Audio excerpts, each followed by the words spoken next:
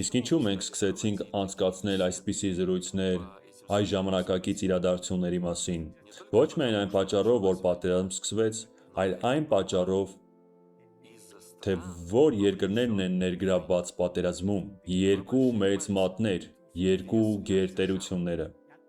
Այն արձանը, որը Դանիելը տեսավ,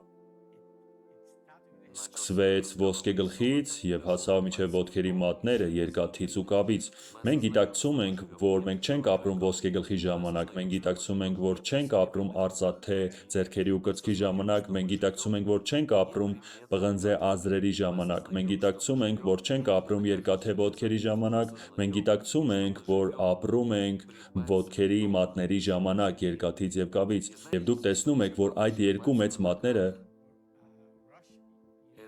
Միացյալ Նահանգներն են և Ռուսաստանը։ Իսկ այն երկաթը,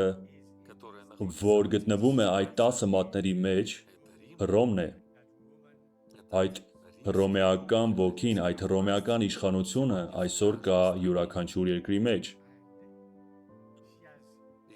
Եվ այն ունի այնքան իշխանություն ու ազդեցություն, սակայն այն այնքան խորամանկ է քայլեր անում, գործում է այնպես, որ երբեմն ոչ ոք չգիտի որտեղ է նա և ինչ է անում։ Մենք պետք է վերադառնանք Սուրբ Գրքին, բայց Աստված այնքան ողորմած եղավ, որ նկարագրեց նրան հին կտակարանի շատ տեղերում, իսկ հետո ցույց տվեց նրան նաև Նոր կտակարանում, ստվերով, նախատիպով և հենց պատկերի մեջ։ Ուստի երբ մենք նայում ենք, տեսնում ենք այն ամենը, ինչ նա արել է, ինչպես է նա գործում, որքան անիրավ է նա, որ նրա մեջ հայտնաբերվել է սրբերի և Հիսուս Քրիստոսի նահատակների արյունը։ Եվ մենք գիտենք, որ սա այն համակարգն է, որի վրա Քրիստոս իջավ որպես գերագույն դատավոր դատաստան իրականացնելու։ Նա ասաց. «Իմն է վրեժխնդրությունը, ասում է Տերը, ես կհատուցեմ»։ Եվ նա խոսում է այս համակարգի մասին,